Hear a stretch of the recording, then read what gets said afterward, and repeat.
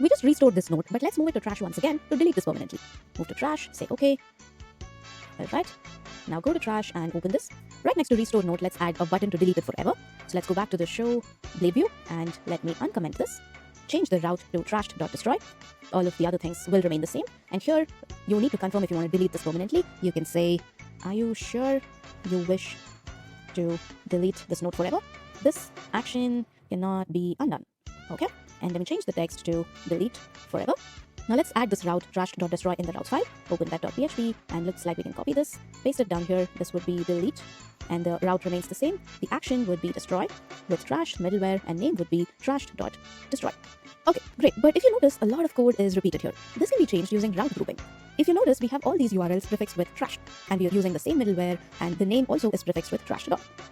So we can use the route prefix method, route prefix, and specify trash here because all the URLs are prefixed with trash, /trash, and then chain this with the name method because all of the names begin with trash dot, and then chain this with the middleware auth, and then comes the group method where you can specify all the individual routes here.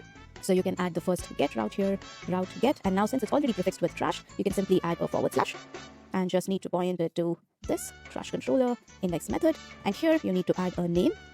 We already have trash dot here, so you just have to add the name index. So do this other three as well. You can say route.get trashed note, and then this would be show method, and here we also need with trashed, so chain it with trashed, change the name to show, copy this 2 times, and this would be put.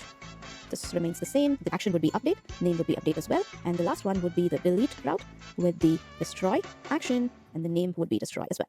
So I can safely remove all of this, not this, yeah, remove the 4 routes which we have grouped now. Great. The last thing we need to do now is add the destroy method in the controller. So open trash node controller and scroll down, public function destroy. Once again, pass the node model. And down here, you can make the same check. If user is authorized, this time you can delete the node with force delete, not just delete. We have to force delete it to delete that node permanently. Once that's done, you can return to route trashed.index because the node is deleted, and with a success message that the node was deleted forever.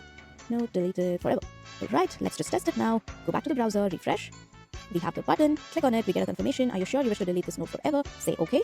And yes, the node is gone, it was deleted forever, it's not in trash, it's not in nodes, and if you go and check in your database client GUI, it will be gone forever. Alright, this is huge. All the features of our app are now complete. So this finishes our Light Nodes project.